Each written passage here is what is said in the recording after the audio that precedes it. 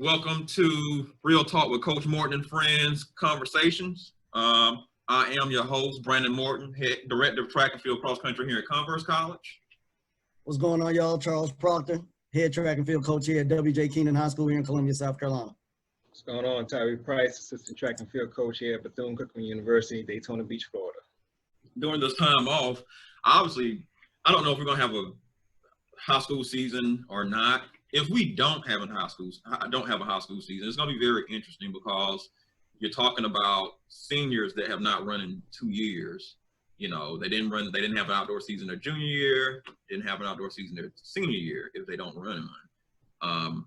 How do those high school athletes go about marketing themselves, and how do we as college coaches go about recruiting them? And I guess, Charles, you can talk from the standpoint of you're there working with those athletes. You know, what's the conversations like when you're telling them how to, if you don't have outdoor this coming year, what are you telling them to get them to market themselves? Okay, well, I don't even have the talk of not having outdoor. I do have the talk of not having indoor, because that is super realistic. And I have an outdoor is realistic too, but I just don't want to get ahead of myself and get them to the point where they're so discouraged. Why am I training? Mm-hmm. But for me to help out with the recruiting process, because that's always my main goal. How can I shed as much light on my kids to get them the most publicity, to get the most eyes on them, so that the education can get paid for? And so with me, I just started being way more active on Twitter, as far as posting workouts, posting when we test. I call or I text the coaches that I know have been in contact with the kids, or the coaches to which I the caliber of school in which I think my kid can compete at. Mm-hmm.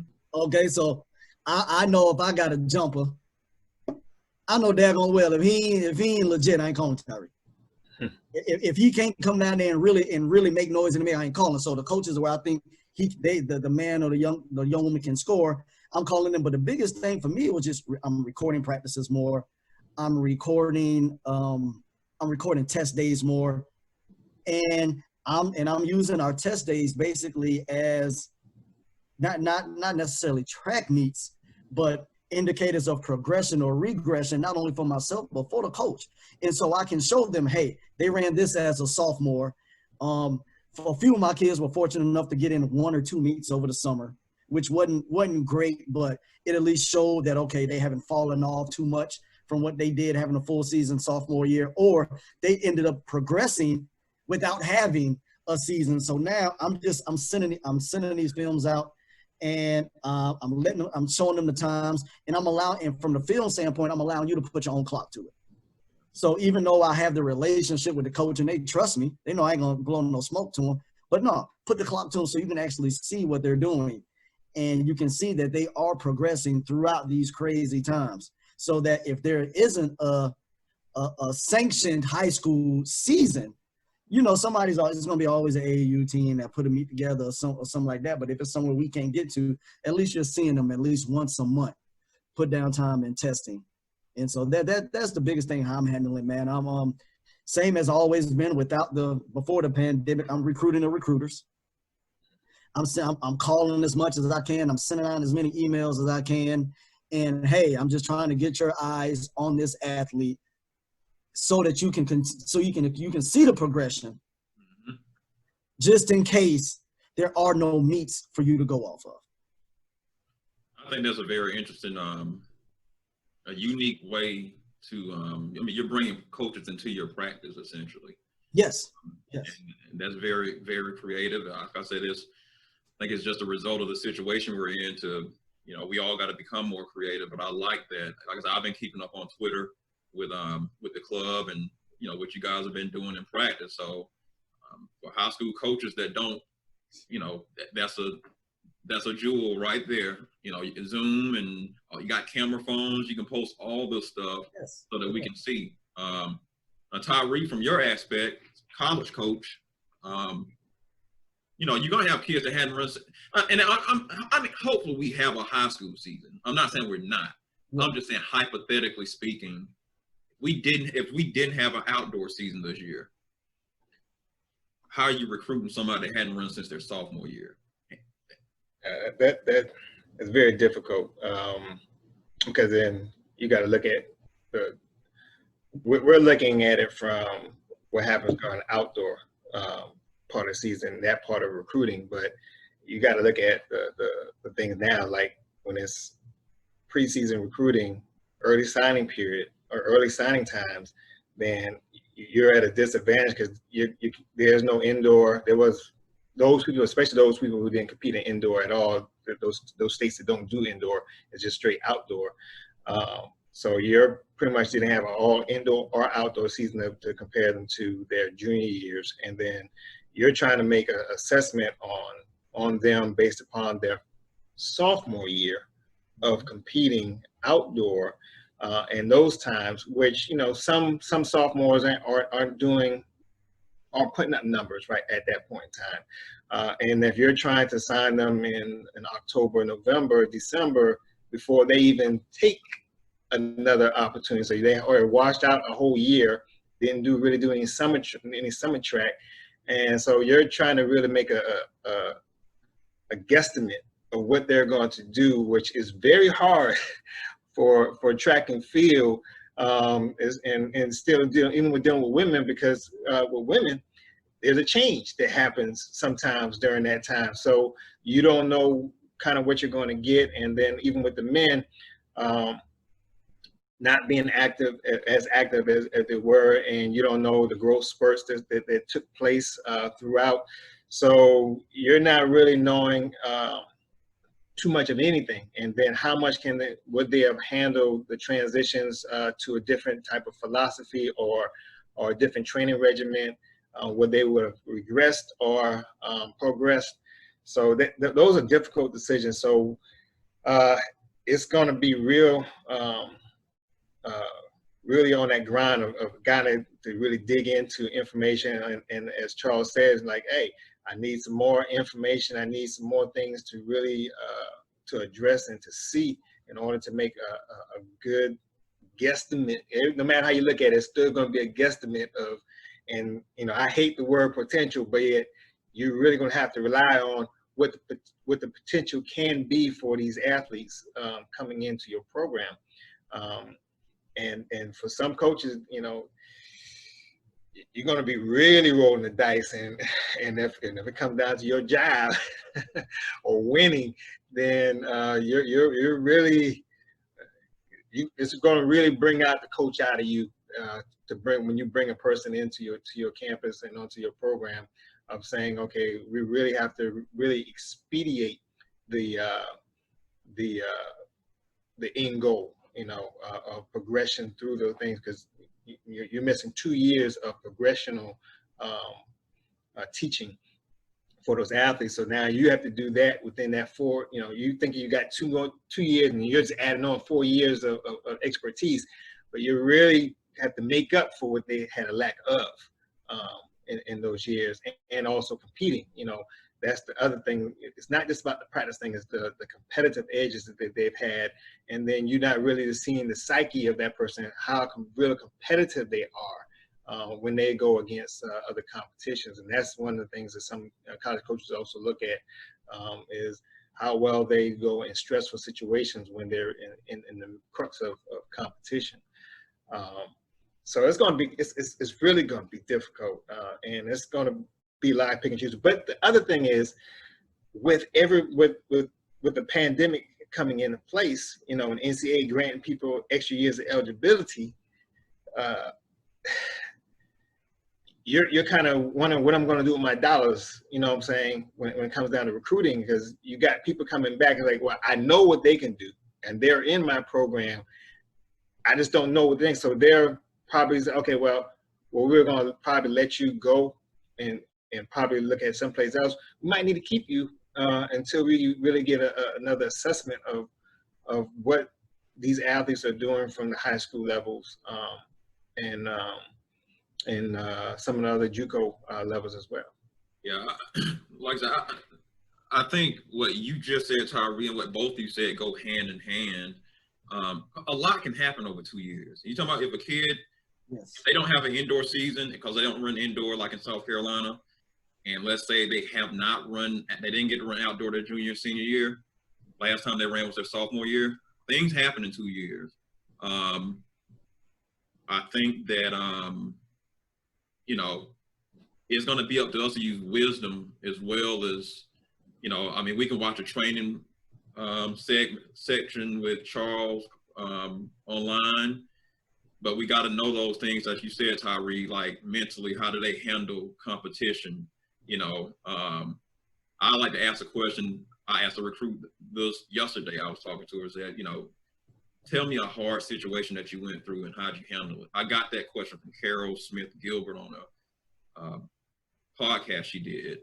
And just kind of, I want to see, how they handle situations, because I can't see that in the meet now, and I gotta have something that lets me know what your psyche is like, what's your mental like when things get hard, because we all know I don't worry about when things are easy. We worry about when things get hard on them. And I think, Charles Ryan said this on Athletics LLC, coaches are gonna have to be creative now. You're gonna have to really, things are different. So you're gonna have to find another way to recruit. You may not be able to fly, across the country to get that kid, or see him, and if they don't have meets, you don't have a meet to go to anyway. So now we got to find other means to identify the things about that student athlete that make us want to give them a scholarship.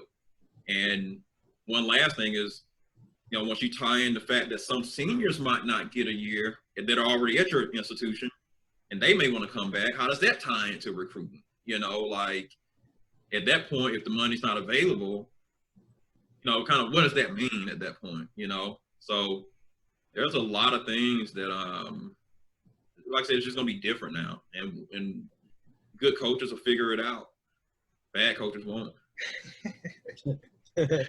Well, I'm going to add one more thing to that, because, what Charles said about with filming things, kind of what can help drive, there's something to put out there for high school coaches and stuff like that because one of the things the athletes know that if they're the best on their program, they're the best in their program.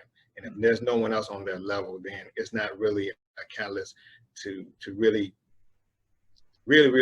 put that environment on. They're really working hard and they're pressed in those practice situations. So one of the things you can do is take the another person and how you stagger that out and put, like I said, if you're doing a 100-meter thing, put a person about 5 meters ahead, at the start, someone who's kind of not as fast, but not slow, but put them about 5 meters a thing. And then you put a challenge onto that person, your best athlete who's behind you, and say, okay, set, you're going to that line, but set, go. And that gives the thing, okay, I don't want to get beat. I need to work on this. I need to work on this part. So that 5 meters, and then people can look at, okay, this person really went after it and either caught the person or came close or whatnot, but you can see the competitive edge coming in. And it's a training element to also, you can look at it as a training element to, hey, how can I catch somebody when I'm behind, and still keep my mechanical fortitude throughout the race. Yeah. Before I'm add a tidbit on there, just for high school coaches. This is not a time for you to just sit back in your chair behind your desk and hope somebody calls about your kid. It's troubling times for everybody, for the coach, for the high school coach, and for the collegiate coach that wants to recruit your kid. You have to recruit the recruiters. There's going to be too many kids to look at. And you just can't, and the coaches just can't go from no list no more. Mm-hmm. There is no list. So now you have to go put your child in front of these coaches by any means necessary. Legally, of course. Don't go breaking no daggone rules just to get the kids seen. But like there's no reason why you not, if you have a qualifier, let's be real here now. If you got a boy and he runs 11.8, you shouldn't be texting nobody. But you can go down to any conference, get down the list of names of coaches, Send out mass emails. Mm-hmm. Individualize them, please. At least say, hey, Coach Morton. Hey, Coach Price. It don't take long to change no damn name in it. But send out as many as you can to help your kid. If you sit around and you wait, your child gonna be sitting at home with you next year, wondering why you didn't help them. Yeah. Please go recruit the recruiters. Please. And with that, tell a backstory, not a long backstory, Yes. a backstory of where they were, Yes. and in that time where they got to at this point, this juncture, and then what you're looking at, what we're going to do to correct some of those things going into this upcoming year, so that they have a backstory that, okay, I see where, because if there's no time, the first thing that really hits some people is the times. If they're not able to see the person, they see the times, and then they say, okay, this is the thing that gravitates to me. But if there's a backstory, if the person runs, I say 10-7 and 100 male, 10-7, but yet the year before that, he ran 11-2. There's a backdrop to that. And then going in, and then we're missing 2 years, but yet we see where the progression was heading. And now 10-7 now, not one time 10-7, but 10-7, 10-7, 8, 10-8, something like that, where it shows that it is progression now. So not just, you ran 11-2, and then he just hit 10-7, and then everything else is 11s, but it's showing that this person is progressively getting better. And in these 2 years, if we would have had this past year, we know that time would have dropped. And then this upcoming year, we know that time would have dropped even more. Right. And another thing I'll add to it is, if you're at a smaller school, if you're at a 1A, 2A school, because I typically look at the kids from those schools. I love their mentality, a lot of them. Coaches, make sure your contact information is easy to find. I find some schools that are in the backwoods and nobody's at the school, nobody's answering the phone. There's not even information about who the track coach is online. And so just, make sure your information is out there. If it's on certain websites, like we have South Carolina High School League, make sure that stuff is updated with the right information. Shout out to Michael Stackhouse, who's the distance coach at Ridgeview High School, for putting together a group chat of high school coaches. And, he's got a couple college coaches in there too. So just stuff like that during this time really helps us to be able to get in contact with coaches right away if we need to get in contact with them, So like I said, this is a time we're going to have to all be very creative in how we're, marketing our kids and how we're going to be recruiting them. So like I said, all this stuff is going to help. Anything else y'all wanted to add to that conversation? Well, we talked a little bit about Charles, Coach Proctor, your training sessions you got going on. That leads into our next question. What's the most important aspect of the workout? And you can answer that question however you want to. I mean, for me, it's the warm up. Okay. For me, it's the warm up. I mean, the warm up portion of our work day is the longest, and and I think it's the most essential, especially with we do a lot of injury prevention things in the warm up as well, and that's something that the kids just don't want to take serious. It takes too long. They want to come out there, put the spikes on, and just get to the running. I mean, you know how just 14 to 18-year-old kids are, but just with from the stretching to the injury prevention things that we do within the drills to the running mechanics that we work on in the drills, and that I feel like that is just as much as important as the workout itself. I mean, in our warm up, I think I wrote it down. In our warm up, I think we cover 850 to 900 meters throughout the entire warm up, and so we're getting decent work within that warm up. So, and I think that's another reason why my workouts aren't that long or don't take as long as the warm up. But yeah, it's the warm up for me, man. Just the mechanics that we work on, the injury from prevention things that we do within there. It's and I mean, I can have a kid from 8th grade and have them all the way up to the senior year, and I'm still yelling at them in the warm up because it's just something that they don't like to do. They don't like taking serious. And man, they're ready to like on Monday. Mondays are my hard days. Everybody knows it. They come to practice dreading it, and so they just ready to get it over. So I can guarantee you every Monday that woman gonna be terrible because they just rushing trying to get through it. Like, all right, man, where the trash cans at? Position them around here. But I'm like, if I can get y'all to just lock in on this warm up. So yeah, for mine, it's the warm up. I was debating this for the longest. I think you have those people who say the cool down or warm down, whatever you want to call it, is important. It is important to gauge everything going into the after effects and for tomorrow's practice. And I was really wanting to say the warm up because it's like Charles said, it's an integral part. It sets everything up. And you cover so much in that warm up of all of the positions that you want to be covered, or the right positions that you need to be in, and all those come into what the workout is going to really take in, and how dynamic the warm up is.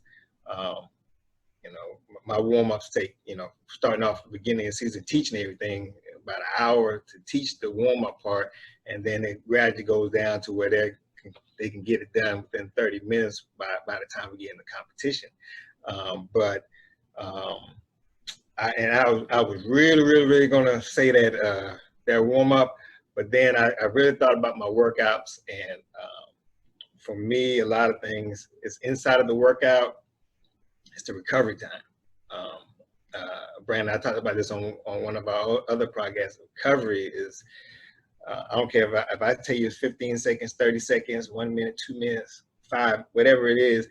I need you to that line ready to go, because it helps what I'm trying to facilitate in the workout and get you prepared for the track meets when we go there, those meets. I've had people, in my practices, I have this thing like, hey, you missed and you start all over. I don't care if you're on the last set, last rep, and you missed that recovery time, you're starting all over. So take about another 10 more minutes of recovery time because you're starting from rep 1, set 1. It gauges them into getting back into everything. So they have to be on point mentally, physically, and ready to go. Now you may not hit the exact times I want you to go to get, because it takes its toll of the workout. But I want you to give me max effort in those things. But I want you to always be ready to go in that time. So for me, recovery time is for my workouts. I look at everything else, but recovery time is very essential to my workouts. Not taking anything from warm up. I think the warm up adds into that and puts you in a position to do those things, because it's a mental side on that side of preparing yourself for it. But in the middle of the work, during the workout, I think that for me, the recovery thing, and I was going back and forth between warm up and my recovery time, but both of those are very key to me. But I'm gonna say my recovery throughout the workouts. Yeah, Tyree, I'm still in that, Tyree. You're not on the line. You starting over. Let me write that. I'm stealing. I would say, I'm gonna say it depends. If we're doing more of a speed or acceleration based work, I think it's the warm up. I want to see what they move like, make sure they're not missing any steps or anything like that. When we talk about accelerations and stuff leading into the workout, I want to make sure they're not center masses and dropping, and they're not being lazy and heavy footed in the warm up. We're talking about, and also when we talk about going into that kind of a workout, I think the period from the end of the last workout all the way up to, I would say the beginning of the next warm up, what are they doing in between that time period to recover? if they're on their feet, walking around Walmart and eating the worst stuff, obviously when you get to that next warm up, you're not probably going to be fully recovered in the best shape that you can be in the time that you had to recover. Now, if we're talking about, longer capacity type stuff, then often those workouts for me is not about obviously once we warm up, it's not about the first, we're doing 3 sets. It's not about the first 2 sets. I mean, obviously you want to run those correctly, but saying that everything's perfect and they run those sets correctly is about the 3rd set. I want to see what they can do when they're tired. I always tell my girls, a lot of people run fast when not everybody can run fast when they're, fatigued. Now, obviously, you do stuff leading up to that. You got to learn how to run fast fresh before you can learn how to run fast when you're tired. But once we get to that point, there's a certain specific point in the workout, specific reps in the longer workouts that, they're more important than the first sets. We want to see what they do when they're tired. Can they hold mechanics? Can they, stay open, have good range of motion when they're full of lactate, and hold good positions. But like I said, for me, it depends. Like I said, if we're doing a longer workout, I think once we get to a certain point within the workout, I'm like, okay, now the workout starts here.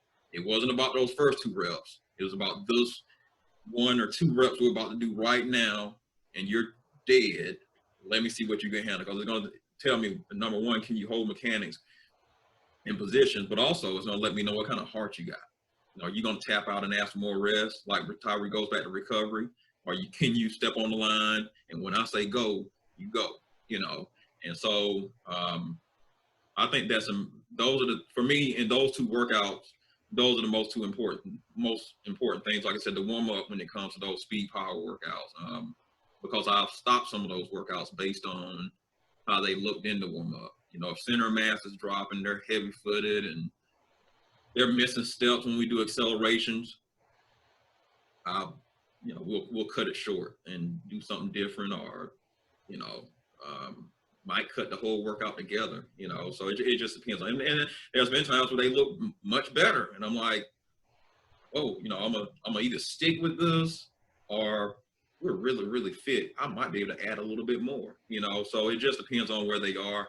So it's hard for me to answer those kind of questions without, it's not really a concrete answer to it. It all depends at where we are during the season and their fitness level, and then how did they recover from the last workout that we did. That kind of dictates what we do moving forward. And that's pretty much, try to be smart about it. Like I said, I look up from your clipboard and look at what your kids look like. Like I said, the warm-up is very important. And like I said, in those longer workouts, the recovery and being able to still hold mechanics and things like that at specific points of the workout are very important. If I could sum it up real quick in a little bit of time that we got. Y'all got anything else y'all want to add to it? Because we got a bonus round here. Now, I hit y'all with this right before we got on the call. I didn't want y'all to have time to prepare for it. Let's have some fun. You order your USA 4x1 team. Any men and women, we'll do men first, and then we'll do women second. Any sprinters in USA history? We excluding USADA infractions. Yeah, we'll include USADA.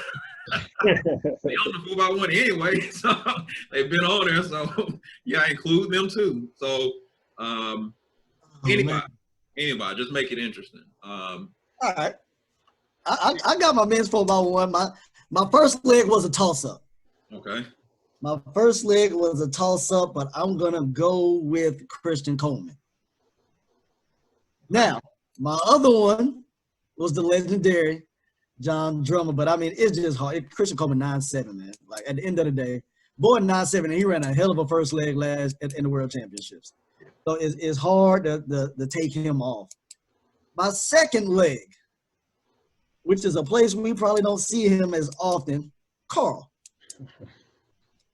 I'm putting Carl second. Now, you know Carl Lewis changed hand. He switched the baton. Look here. I'm putting Carl second. Third, I'm going with the Green Machine. Mo Green? No, the greatest third leg in U.S. history, Dennis Mitchell. Mitchell. Yeah. Dennis Mitchell and the anchor, Mo Green. Mo Green.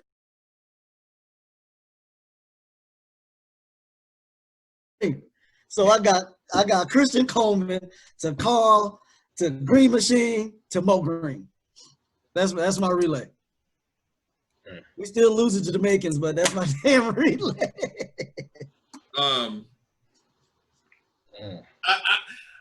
I got issue with your second leg. Okay. Don't mess everything up if you switch hands on second leg. Carl ain't gonna switch hands though, man. We're gonna get this right. Okay, well, perfect world. He don't switch hands. Okay. Right, yeah. Perfect world. Like your 200 pick from last week. You see, she ran 22 flat. Now we talking about the 4x1 right now. Okay, all right. I'm gonna let OG go last. I'll let Tyree go last. I'm gonna go second. I'm gonna go second because I know he gonna have Jesse Owens. Alpha brother, baby. Oh, here we go. This is, and I don't right now I'm speaking. I don't have a fourth leg, but by the time I get to the fourth leg, I'll have one. Okay. I got, and this when we talk about these, we're talking about their peak, their prime. Got Christian Coleman on first, Gatlin on second, Tyson Gay on third, give me Carl Lewis on last.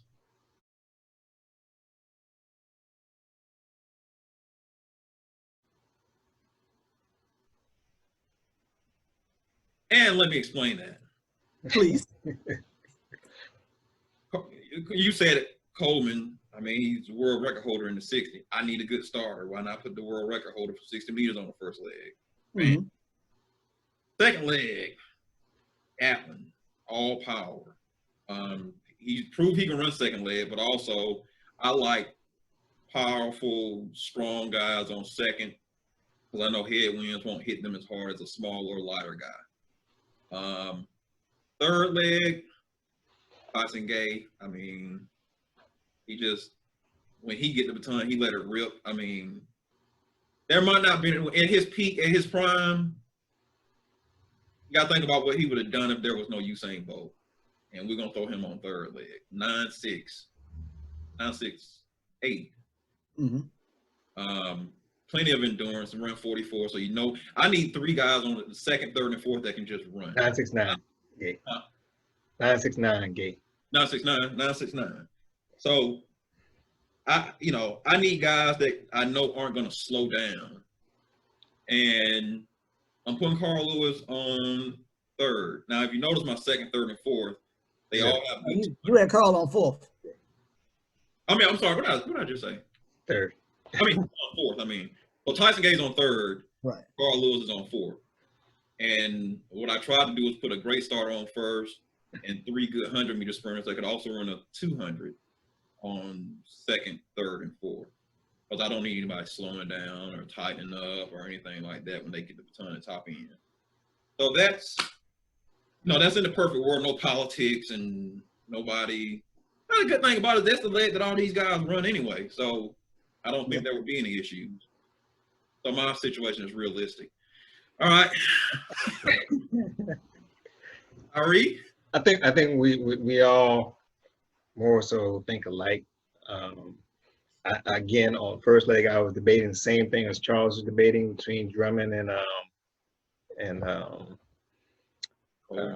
Coleman. Yeah, Coleman. But I looked at Coleman's. I think he has that get up, go from the start. The blocks, he'll eat up anybody from that point, and he's still competitive. And then Coleman won out on the first leg for me. It came down the second leg. I was with you, Brandon. Then I started thinking some more because I was like, man, Gatlin is supposed to be there. But then I was like, let's throw some interesting scenarios to this. So I'm giving this one short guy at first leg I'm giving to another short guy at the second leg who is very fast. So I'm gonna go with Mo Green, where he's still competitive and can eat people up on that second leg. He's strong, as you say, strong, and a little cockiness with him, so that he doesn't want to lose. So he'll really take that out there. The third leg, I was debating on this, and I was like, well, can I put Gatlin here? But then I look at it, and I was like, I've seen Tyson run so many great legs, and I would put Tyson, and because of his 200 speed as well, I know he can really negotiate that curve real well, and he has a go get him attitude as well. Not slighting anything from Gatlin, but I think he would be that great third leg for me. And then at the last leg, well,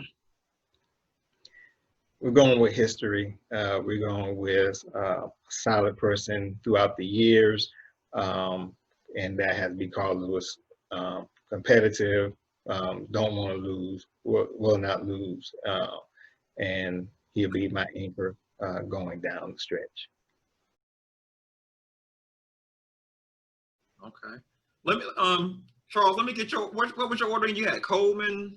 I had Coleman, Carl, Dennis, and Maurice. So I just put Dennis on the second leg and Carl on the last leg. No, you switch Mo and Carl. You put Maurice. Yeah. So what was your order again, Tyler? You got Coleman, Mo, Green, Tyson, and Carl.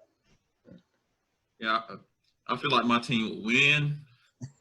That's just how I feel. We got Coleman and Coleman. I said that's even. Yep. Gatlin, Carl Lewis, Mo Green on second. Tyson Gay, Dennis. So now, Charles, your team just really took I don't know, it probably took a little step back, man. Tyson Gay, 9'6'9". Look, and man, I think y'all forget what Dennis used to do on this Dennis third was leg. a beast. Dennis Mitchell was a beast on. Yeah, he was. I saw some third legs with him. You got some that just turned into different people with that baton in their hand. Yeah, and I don't think Tyson beats Dennis with a baton. Now you put him on a flat. No, I'm not talking about that. With a baton in their hand, I don't think Tyson beats Dennis. When Dennis was walking around with the eyebrow ring, I'm talking about that Dennis. Yeah, he was intense too, man. I saw some old video. Look. Well, last leg you got Lewis, and Mo Green. Now I'm gonna say this on that last leg. I thought about putting another person there, but I went with the history. But yet, if I was going to sub out on my last leg, it would be Gatlin on the last leg. If I sub out on my last leg, Mo Green going to get Gatlin. What? They get the baton head up. Green gonna beat him. No, he's not. I don't think that. I'm sorry, man. I don't think Gatlin don't have that dog like Green do. Gatlin though? The man that took down Bo? We've seen it.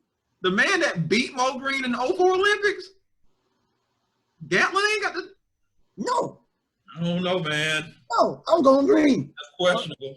Going Green. If I sub out my last leg, it's gonna and be. Green was on his way out. Green was on his way out. No folks. Come on, man. Because Gatlin pushed him out. Green was on his way out. I'm subbing out with Noah Lyles. I just. That's what I thought Tyree was gonna say. Yeah, I thought you were gonna say it for a second. I thought he was gonna put Noah second, honestly. Yeah, he's not running near the times the other guys are running right now. In their prime, no. Straight face and dog. I love it. PR is like 9.8. It ain't fast. What's Noah's PR? Is it 9.86? Hold on. We better find out what we talking about. Yeah, I think Tyree might be tripping. No Lyles ain't too far off. No, he's 9.8 mid, for sure.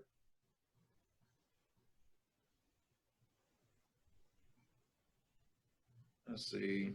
986. 986. I mean, not too shabby. It's 200 PRs faster as well. So I know he ain't slowing down. Gatlin 983, 985. Huh? Carl Lewis is 986. So Who's 985? Gatlin. Gatlin PR is like 9.7 something. Yeah. He broke. That record he broke, does that still? Do they still count that? But that was 9.7. Well, he's run 9.7 since he's come back because he had a monster year. I think this might have been 2015. Those were legal wins. I'm pretty sure they were. I'm pulling up his profile on World Athletics right now, and I'm going to tell you exactly what his PR is. All right. I could be wrong. It's not. Yeah, 974 in Doha, 2015. Who's that? Yeah. 2015 in Doha. Yeah, 974 in 1957. You're at 974, 0. You're still proving my point. What? He's still faster than lower life. Just him though. Like Lewis wasn't that much faster than him. Yeah, we're talking about Carl Lewis on last We leg. weren't talking about Gatlin. We talking about Lewis. Yeah, I said if I switch my last leg. 985. Huh? 985. That was at his peak. We don't even know if this boy at his peak yet, and he already 986. He just started running the one like that. We're going by what it is right now, up to this point. Okay, well, based off his 986 and what he doing the two, I'm with Brandon. I'll take him over Carl. No allowed to run 100 meters about 5 times in his life. All these guys in their prime, during Carl Lewis, the competitive edge of Carl Lewis, he would have ran faster. If we putting all of them together, I'm still taking Mo.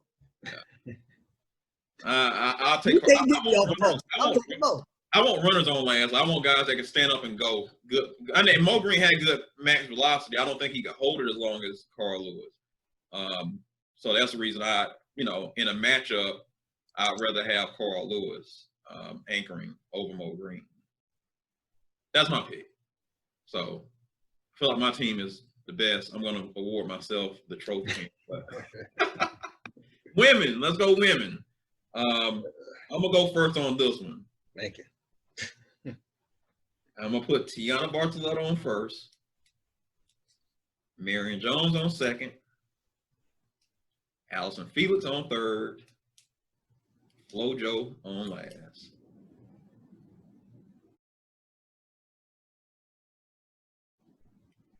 I beat you. Let's see who. Well, Tiana Bartoletto, the star. I think everybody has Tiana B. Yeah. Well, who's your Mine? again? Say yours again. Tiana Bartoletto, Tiana B on first. Marion Jones on second. Peak Marion Jones now. Yeah. Peak Allison Felix. And peak Flojo. Okay. Because Tiana gonna give us a lead. Ain't nobody catching Marion or Allison Felix. And if you throw a 10-4 on last, most dudes ain't catching her. Gotcha. Who went last time? Was it Tyree? Tyree went last time. You want me to go again now? Go ahead and go, Tyree. Yeah. Bartolota at first leg. All right. Carmelita Jeter at second leg.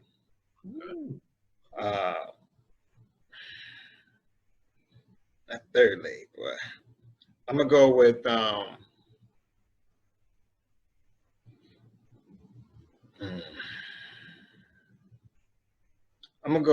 Flojo at third leg, and I'm gonna go with Evelyn Ashford at last leg. Good pick. That is a good pick. I don't even want to go no more. This is what I have. I took four from the two greatest football ones USA women has ever had. Okay. My first one is Tiana B. Okay. Second leg is Allison. Okay. Third leg is Flojo. Okay. Anchor leg, Evelyn Ashford. Evelyn was a beast walk people down. I don't care where she get the baton at. She can be down. Which with this roster, she's not gonna be down. She's gonna have a hell of a lead. But it. I don't know, man. I like mine. Marion ain't doing too much damage on that backstretch to Allison. She's not doing that much damage to Allison. Hey, Carmelita though. Carmelita's a problem. Carmelita's a problem. The problem we come out of blocks. Hey. To me, she's a problem if we come out of blocks. If we just talking about grabbing a baton and holding top end speed, her PRN to 200 was like 22.0 or something like that. Yeah, 22 low. Carmelita's talking about Carmelita's 200. Yeah, I mean, Marion's got the perfect size. We're on that backstretch. We ain't run no curve. No, you ain't got to run no curve. I'm talking about holding speed. I need somebody. But I give Carmelita this. I mean, if I'm coming out of blocks, I want Carmelita. I mean, she's a technician. But I want somebody who can just grab a baton and go. I don't need you do that much damage to Allison. Phase, your excel. I just need you to be able to grab a baton with your left hand and run down the damn track and hand it off. That height, Marion Jones, and the mechanics and what she was doing. I mean, she was 10.6. What's she run 10.6? Who that? Marion Jones. 7. 10.7 low, 10.6 high. 10.65. She did 10.65. Man, come on, man. I mean, this ain't no popularity contest. I was Carmelita Jetta was like the next one. Like Your life on the line. Carmelita Jetta went 2. Yeah, she hit 10. 10.64. Like I said, okay. I guarantee you, it ain't. We not talking about who's got the best race. You know, we just talking about who's gonna get the baton and go. And you got to, you know, there's an acceleration phase in the handoff as well. Don't get me wrong, but it's not like Marion Jones had a problem with that. Who was your third leg? Allison. Man, we got Flo on third. We're trying to lead. That's 10-4. On a 10-7. I got Flo on last. We got Evelyn. What's Evelyn's PR? 10.7? It don't matter. That baton in her hand, she was a monster. Running down Flo, 10.76. The problem is Flo would not have the lead on yours though. That's the problem I'm trying to tell you. Did you see that Olympics where they were down? Yeah, I saw she ran down those. Yeah, and she walked down the dudes. Yeah, dudes. Dude, Dude, that's right, dude. She walked down the dudes. Evelyn Asher was in the race when FloJo ran 10.4. Okay. She ain't. Come on now. FloJo would not. Evelyn. FloJo's not running down Evelyn with the lead. I'm not saying that, but I don't think. That's what I'm saying. I'm saying when it gets to FloJo, FloJo will be behind when it gets to her. Even when Evelyn was older than FloJo, and it showed. But I'm saying, but she was still in the race. Yeah, she was in the race, but she wasn't in the race. Not with a 10.4. Nobody was in that race. Nobody in history is in that race. Never mind. So listen to this. Okay, all right, I'll say this. I'll leave it alone. Because the separation comes in at second leg for me. We're talking about Marion Jones was the best of that era. There was nobody else from 97 to I'll say 2001. Mm-hmm. There was nobody else. Like it was clear cut who was the best. And I think we gotta because of the drugs and stuff like that, we might be forgetting that. Like Allison is the best second leg we've ever had. Ever. Because and the most consistent, the most dominant on that leg that the U.S. sprinting has ever had, probably. You said Allison? Allison, yes. Yeah. I mean, we got Allison on third because she's a great 200-meter runner as well, and she can run a curve. But see, that's why I put FloJo there too. FloJo went 21.4. But I think we'll have the lead on y'all already, and FloJo ain't running Allison people now. But you think y'all gonna have the lead, and we can't run y'all down. So it's no. FloJo not running down there. If y'all do have a lead, it ain't gonna be much, and I'll put my 10.4 against your 10.7 all day. You're 10.4. FloJo. My FloJo. I got on leg. Y'all got Evelyn Ashford. 10-4, 21-3. I think I beat both of y'all. My 10-4 then put everybody out in front on third leg. Yes. That's what I'm saying. You got an anchor. We got a third. And we got an anchor. I got a third and an anchor. I got Allison Fields and FloJo. We got FloJo going against Allison. Yeah, and we're gonna have the lead because Marion Jones, one of the top sprinters. She was once considered probably finna be the heir apparent to FloJo. She's one of the greatest. Take away the, the drug stuff. Obviously, I'm not advocating that. Before all that, she was 10-7, 21 high. Like, I can't believe you honestly think Marion gonna do that much damage to Allison on his backstretch. No, I mean, I'm not saying she's gonna destroy her, but I'm not gonna say that Allison is gonna destroy her either. Like, no, destroy that's why I think it's close until we get to the third leg, and that's where the separation happens. Our FloJo against your Allison on third. That's where I think the separation is at. You might have a point. And the only reason I'm giving y'all that, only reason I'm giving you that, I got y'all on the second leg. No, you do not. I think you're last on second leg. I just argued that, but I'm finna concede. And the only reason hold on, Brandon. You're gonna concede a part of it. You're not lose. Neither one of us gonna lose today. Your second leg. Yeah. No. I'm not saying second leg. I think my second leg would. That's where I would win the race from y'all. I think Marion Jones would beat Jet and she beat Allison Felix on second leg. She'll beat Jet. And I think she'll beat Allison Felix because she's strong. I just think she's more powerful, stronger, bigger. That's what I think. But I can see where FloJo would pull away from Allison Felix on third. And I would have FloJo on last. And you guys would have Evelyn Ashford. All right. You talk about Evelyn Ashford being a 10-7 and Allison Felix, I think her PR is like 10-8 in the 100. Not to pick fun of anybody, but things Marion Jones have had a lot of mishaps with batons. Yeah, she's not on my relay, Tyree. we all have mishaps with batons. I'm just putting it out there. Yeah, I mean, but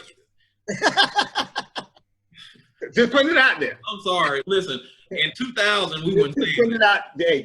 I'm just telling you, I'm putting it out there. She was it. I suggest y'all go look at some Marion Jones film. Like, I love her. That's still my favorite female sprinter. I don't care what nobody say. Nobody's done it like. I didn't even know anything about track and field at that time, but I knew about Marion Jones.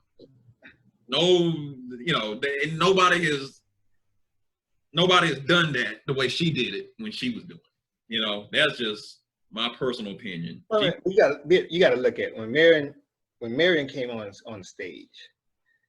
It's been a long gap since who was right before Marion. I think Gail Devers probably was the last. You had. I mean, at the time you had U.S. sprinters probably Gail. Mm-hmm.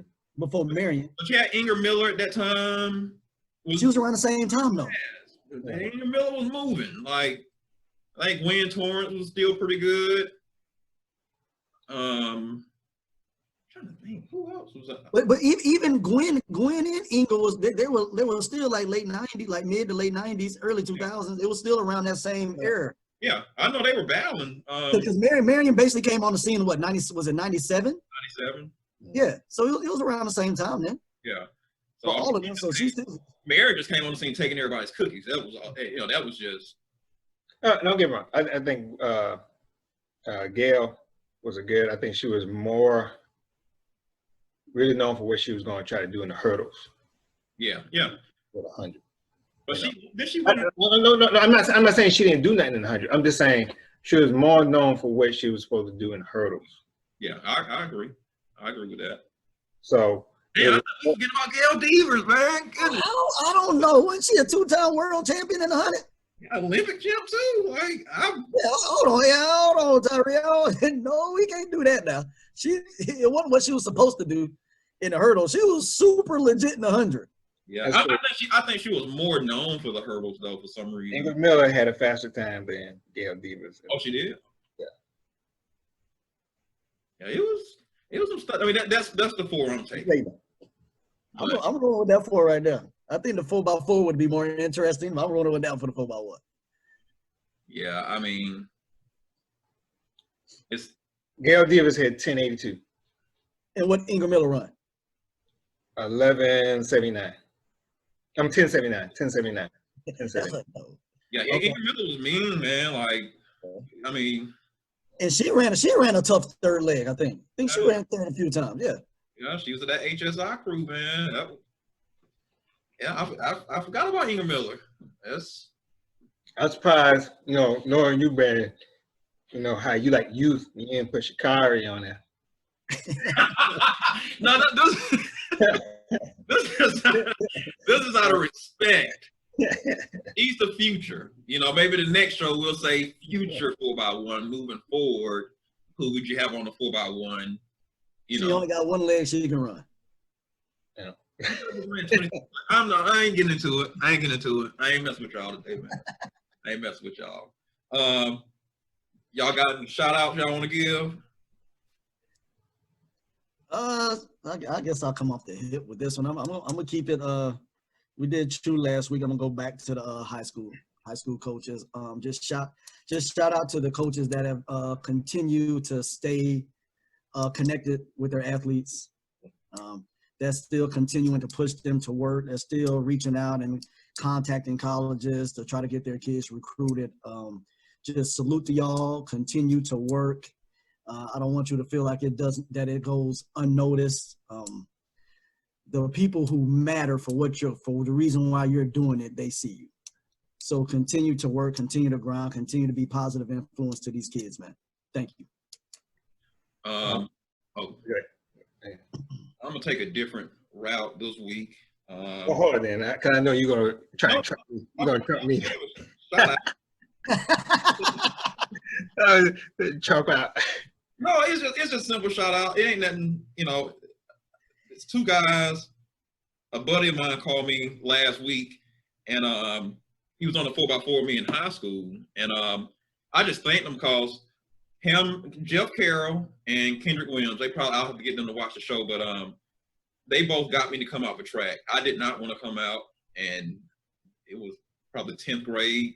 And, me and Jeff were talking last week. I hadn't talked to him in a long time. His son's now running in high school. He called me for some tips or whatever. And so, I just took time to thank him. I wanted to do it in front of everybody, though. Just thank him and Kendrick for getting me to come out, because I never would have had the career that I'm having, or had the athletic career that had I not listened to them and taken that fork in the road to go try track and field when basketball season was over with. So shout out to those 2 guys for kind of introducing me to the sport and getting me to come out. I'm gonna do something a little different.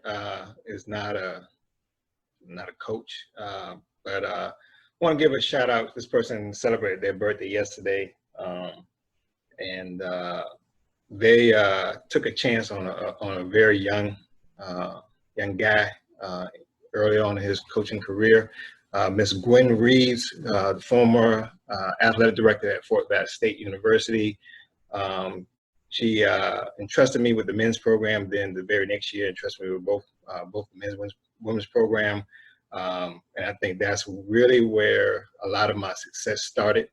And without that opportunity, and that's the key, is opportunities to be in positions. She put her faith in me. She supported me.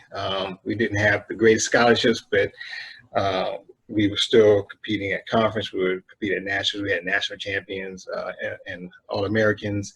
And I think for her vision of what she saw in me, and the personality that I displayed, that she felt comfortable with the direction, came to almost every meet, with all nationals, very supportive.